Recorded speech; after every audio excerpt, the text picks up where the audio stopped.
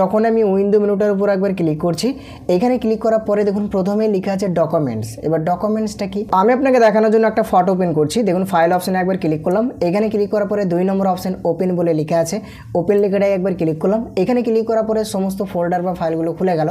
এবার যেখানে আমি ওই ফটোটা রেখেছি বা যে ফটোটার আমি কাজ করে আপনাকে দেখাবো, সেই ফটোটির উপরে একবার ক্লিক করলাম। এখানে ক্লিক করার পরে ডান দিকে আপনি লক্ষ্য রাখুন ওপেন বলে লেখা আছে, ওপেন লেখাটাই ক্লিক করে দিলে ফটোটা আমার ফটোশপ সফটওয়্যারে ওপেন হয়ে যাবে বা আপনারও এইভাবে ওপেন হয়ে যাবে।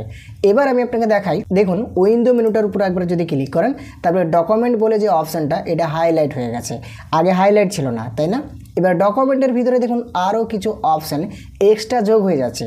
যেরকম প্রথমে লেখা আছে কাস্কেড, তারপরে লেখা আছে টাইল, তারপরে লেখা আছে অ্যারেঞ্জ আইকন, তারপরে লেখা আছে ক্লোজ অল, তারপরে লেখা আছে নিউ উইন্ডো এবং লাস্টে যে ফটোকের টাইটেল সেটা দেখাচ্ছে টিক দেওয়া আছে, তাই না? তো দেখুন ডকুমেন্টের ভিতরে যে অপশানগুলো আপনি দেখতে পাচ্ছেন, কাস্কেড মানে কাস্কেডভাবে আপনি ফটোটা ওপেন করতে পারবেন। যদি এই অপশানটার উপর একবার ক্লিক করেন তাহলে কাস্কেডভাবে ফটোটা ওপেন হবে আপনার ফটোশপ সফটওয়্যারে। যদি আপনি টাইলে ক্লিক করেন তাহলে টাইল যেরকম সেরকম ধরনের ফটোটা আপনার ফটোশপ সফটওয়্যারে ওপেন হবে। তো আমি আপনাকে প্র্যাকটিক্যালি দেখাই। দেখুন প্রথমত লেখা আছে কাস্কেড, তো কাস্কেডের উপর একবার ক্লিক করলাম। এইখানে ক্লিক করার পরে দেখুন প্রথমত ফটোটা কাস্কেডভাবে ওপেন হয়ে গেছে। এদিকটা দেখুন কতটা গ্যাপ নিয়ে নিয়েছে, আর আপনি ডান দিকে দেখুন কতটা গ্যাপ নিয়ে নিয়েছে, ফটোটা যেন মাঝখানে আছে, তাই না? তো এটা কাস্কেডভাবে ফটোটা ওপেন হয়েছে। এবার দেখুন উইন্ডোয়ে আসলাম, দিয়ে ডকুমেন্টে আসলাম, 2 নম্বর অপশন যেটা টাইল, টাইলে ক্লিক করলে কি হলো, টাইলভাবে ফটোটা ওপেন হলো। তো এইভাবে আপনি উইন্ডো মেনুর ভিতরে এই যে অপশানগুলো দেওয়া আছে একটা একটা করে করে দেখবেন, বুঝতে পারবেন। তারপরে দেখুন এই যে নিচে যে অপশানটা দেওয়া আছে এটা হচ্ছে ক্লোজ অল। যদি আপনি ক্লোজ অল অপশানটার উপর একবার ক্লিক করেন তাহলে আপনার ফটোটা পুরো ক্লোজ হয়ে যাবে, মানে কেটে যাবে। যতটা ফটো আপনি ওপেন করেছেন লেখাই আছে ক্লোজ অল, মানে সবগুলো কেটে যাবে। তো ক্লোজ অলটাই ক্লিক করবো না, যেহেতু কেটে যাবে। আমি এই ফটোটা দিয়ে কাজ করে দেখাবো আপনাকে। আপনি এই অপশানটা ফলো রাখুন, দেখুন লিখেছে নিউ উইন্ডো। তো যদি আপনি নিউ উইন্ডো অপশানটার উপর একবার ক্লিক করেন, এইখানে ক্লিক করার পরে দেখবেন এই ফটোটাই আবারও একটা নিউ উইন্ডোভাবে ওপেন হবে, মানে এটাই আবার ডবল করে ওপেন হয়ে যাবে। আশা করি ব্যাপারটা আপনি বুঝতে পেরে গেছেন। তো ডকুমেন্টের ভিতরে নিচের দিকে আপনি ফলো রাখুন, দেখুন এটা হচ্ছে একটা টাইটেল, মানে যে ফটোটা আপনি ওপেন করেছেন সেই ফটোটার টাইটেল, মানে এটাই আপনার অরিজিনাল। তো আশা করি এই ব্যাপারটাও আপনি বুঝতে পেরে গেলেন। তো আমি এখান থেকে এটা ক্লোজ করে দিয়ে আগের মতো নিয়ে চলে আসলাম। এবার আমি আপনাকে যেটা দেখাবো সেটা হচ্ছে উইন্ডো মেনুর ভিতরে দেখুন লেখা আছে ওয়ার্ক স্পেস। ওয়ার্ক স্পেসটা কি আমি আপনাকে দেখাচ্ছি। তো ওয়ার্ক স্পেসের মধ্যে দেখুন প্রথমে লেখা আছে সেভ ওয়ার্ক স্পেস। তো সেভ ওয়ার্ক স্পেসটা কি, যদি আপনি সেভ ওয়ার্ক স্পেসটার উপর একবার ক্লিক করেন, এইখানে ক্লিক করার পরে দেখবেন এরকম ধরনের ছোট্ট একটা বক্স চলে আসবে। এবার আমি আপনাকে এখানে প্র্যাকটিক্যালি বুঝিয়ে দিই, হয়তো বোঝানো হয়নি। আপনি বাঁদিকে লক্ষ্য রাখুন, এখানে একটা টুলবার দেওয়া আছে। টুলবার, তো এটাকে আমরা টুলবার বলি। এইখান থেকে আমরা বিভিন্ন রকম কাজ করি। আপনি ডান দিকে লক্ষ্য রাখুন, এটা কি লেয়ার প্লেট, তাই না? এটা লেয়ার প্লেট। তো বাঁ দিকে টুলবার দেওয়া আছে আর ডান দিকে এই জায়গাতে লেয়ার প্লেট আছে। আর এই যে ফটোটা আপনি ওপেন করেছেন, মানে 3টে ধরে একটা ওয়ার্ক স্পেস হয়েছে। এবার যদি মনে করেন যে এই অবস্থায় সেভ করবেন, পরবর্তীতে আবার আপনি এই উইন্ডোটাকে নিয়ে আসবেন, তাহলে আপনি সেভ ওয়ার্ক স্পেসে সেভ করে রাখতে পারেন। কিভাবে দেখুন, আমি সেভ ওয়ার্ক স্পেসে ক্লিক করেছি। এবার দেখুন নেম, মানে এখান থেকে আপনি একটা নাম দিতে পারেন, আলাদা করে নাম টাইপ করতে পারেন। তো আমি আপনাকে দেখানোর জন্য যেটা দেওয়া আছে বাই ডিফল্ট এটাই রাখলাম। রাখার পরে সেভ লেখাটাই একবার ক্লিক করে দিলাম। এখানে ক্লিক করার পরে কি হলো, এটা সেভ হয়ে গেল। এবার আপনি এখানে একটা প্রশ্ন করবেন যে কোথায় কি হলো, আমি তো কিছুই বুঝতে পারলাম না। দেখুন আমি আপনাকে দেখাচ্ছি। তো দেখুন আমি এই যে টুলবারটা আছে, এই যে টুলবারটা এটাকে আমি রিমুভ করছি। উইন্ডোয় ক্লিক করলাম, যে টুলে যে টিক চিহ্ন দেওয়া আছে এটাই ক্লিক করে দিলাম, টুলটা রিমুভ হয়ে গেল। এই লেয়ারটাকে রিমুভ করবো, যার কারণে উইন্ডোয় আসলাম, এখান থেকে যে লেয়ারে টিক দেওয়া আছে এই টিকটাই ক্লিক করলাম, লেয়ারটাও চলে গেল। এবার ওই ওয়ার্ক স্পেসটা কাজ করবে কেমন হবে দেখুন। আমি উইন্ডোতে ক্লিক করলাম, উইন্ডো ক্লিক করার পরে ওয়ার্ক স্পেসে চলে আসলাম। এই যে এইখানে আপনি ভালোভাবে লক্ষ্য রাখুন, 4 নম্বরে যেটা মানে এই টাইটেলে আসছিল, কিন্তু যেটা আমি সেভ করছিলাম সেটা তো আমি নাম দিইনি, এটাই আসছিল ইউনিট আইডি বলে, তাই না? তো এখানে যদি একবার ক্লিক করে দেন তাহলে দেখুন যেখানে যেরকম ছিল, এইদিকে টুলবার ছিল, টুলবারটা এখানে চলে এসছে। ডান দিকে যে লেয়ারের প্লেটটা ছিল সেটা এখানে চলে এসছে। প্রথমত এই যে ফটোটা এখানে ছিল সেটাও কিন্তু এখানে দেখাচ্ছে। তো আশা করি এই ব্যাপারটা আপনি বুঝতে পেরে গেলেন। এবার যদি আপনি বলেন যে ওই ওয়ার্ক স্পেসটা আপনি রাখবেন না, ডিলিট করে দেবেন, তাহলে এই যে এখানে লেখা আছে দেখুন ডিলিট ওয়ার্ক স্পেস, এখানে ক্লিক করবেন। এখান থেকে আপনি ডিলিটে ক্লিক করবেন, এখান থেকে ইয়েসে ক্লিক করে দেবেন, অটোমেটিকভাবে সেটা ডিলিট হয়ে যাবে। তো যদিও আমাদের অতটা কাজে লাগে না এটা, তারপরে আমি আপনাকে দেখিয়ে দিচ্ছি। অবশ্যই আপনি দেখে রাখুন, শিখে রাখুন, পরবর্তীতে কাজে লাগতে পারে। তো এবার আমি আপনাকে যেটা দেখাবো, দেখুন 3 নম্বর অপশানে যেটা দেখাচ্ছে টুলস। টুলসটা কি দেখুন বন্ধুরা, আমরা যখন ফটোশপ ইউজ করি, ফটোশপ ইউজ করার সময় বাঁ দিকে যেটা থাকে এইখানে এটা হচ্ছে টুলস, তাই না? আমি আপনাকে আগে বলে দিলাম এটা হচ্ছে টুলস বার বলা হয়। আর ডান দিকে যেটা আছে এইখানে এটাকে লেয়ার প্লেট বলা হয়, তাই না? এখান থেকে আমরা বিভিন্ন রকম হেল্প নিতে পারি, আর টুলবার থেকে আমরা বিভিন্ন রকমভাবে কাজ নিতে পারি, তাই না? এবার ব্যাপার হচ্ছে, ধরে নিন আপনার এই টুলবারটা গায়েব হয়ে গেছে, হঠাৎ দেখছেন ফটোশপ সফটওয়্যারটা ওপেন করেছেন, এবার কোথায় ঘাটাঘাটির মাধ্যমে হয়তো টুলবারটা আপনার নেই, চলে গেছে। এবার আপনি লক্ষ্য রাখবেন এই টুলবারটাকে আবার পুনরায় নিয়ে আসার জন্য উইন্ডোয় ক্লিক করতে হবে।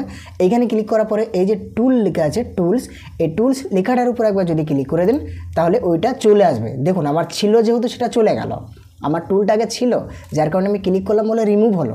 তো আবারও নিয়ে আসার জন্য আমাকে উইন্ডোয় ক্লিক করতে হবে।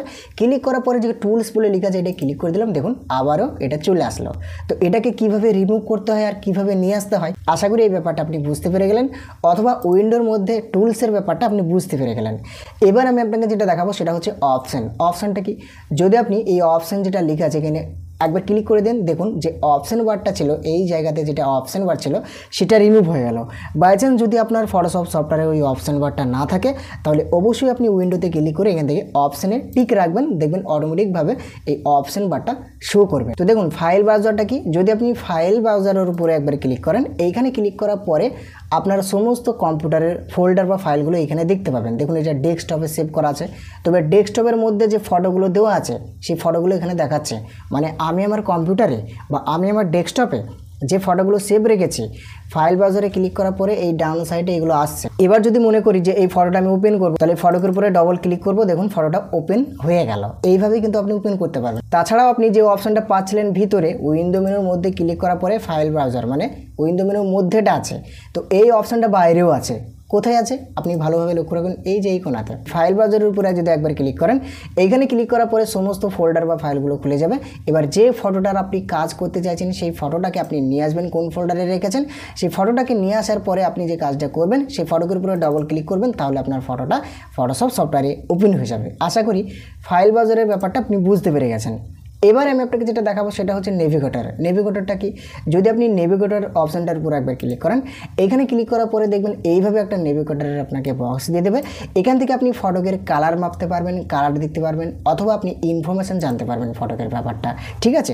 এবার আমি আপনাকে যেটা দেখাবো সেটা হচ্ছে দেখুন ইনফোটা মানে হচ্ছে ইনফরমেশান দেওয়া অথবা জানা। তো ইনফরমেশানের উপরে একবার যদি ক্লিক করেন তাহলে আপনার ফটোকের কালারটা কততে কি দেওয়া আছে, RGB মানে RGB হচ্ছে R দিয়ে হচ্ছে রেড, G দিয়ে হচ্ছে গ্রিন, আর B দিয়ে ব্লু। তো এইভাবে আপনি ফটোকের ইনফরমেশানটা জানতে পারবেন। তারপরে এবার আমি আপনাকে যে দেখাবো যে অপশানটা সেটা হচ্ছে কালার। যদি আপনি কালার অপশানটার উপর একবার ক্লিক করেন তাহলে এরকম ধরনের একটা কালারের বক্স চলে আসবে। এবার আপনি আপনার ফটোকের কালারটাকে আপনার ইচ্ছা অনুযায়ী কাস্টমাইজ করতে পারবেন, কমানো বাড়ানো করতে পারবেন।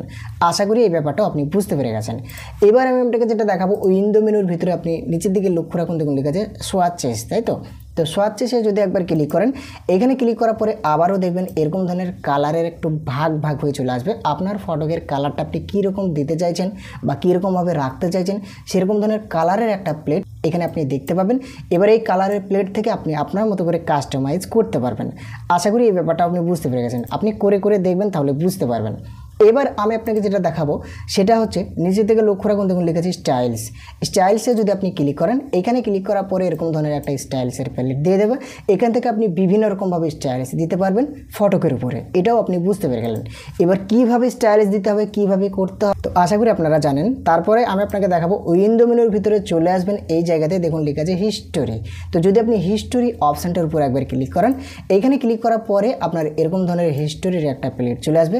এই প্লেট থেকে আপনি আপনার ফটোকের হিস্টোরিটা জানতে পারবেন, ফটোকের উপরে কি কাজ করছেন, কার উপরে কি কাজ দিচ্ছেন সব কিছুই এই হিস্টোরির মাধ্যমে জানতে পারবেন। আশা করি এটাও আপনি বুঝতে পেরে গেছেন।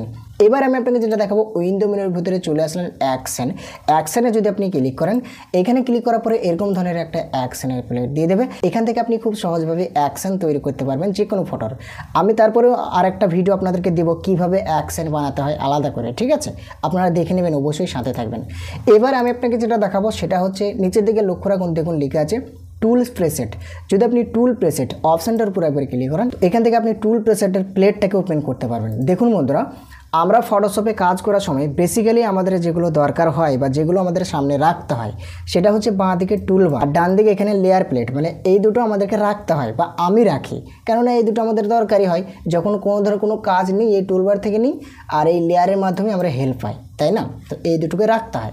এবার আপনার যেগুলো প্রয়োজন হবে সেগুলো আপনি এখান থেকে নিতে পারেন, মানে যে কোনো অপশান বার বা টুল বার বা হিস্টোরি বার সবগুলোকেই কিন্তু এইখান থেকে নিতে পারছেন, উইন্ডো মেনুর মধ্যে থেকে নিতে পারছেন এবং রিমুভ করতে পারছেন, সেটা দেখতে পাচ্ছেন, তাই না? তো তারপরে আমি আপনাকে যেটা দেখাবো সেটা হচ্ছে লেয়ার।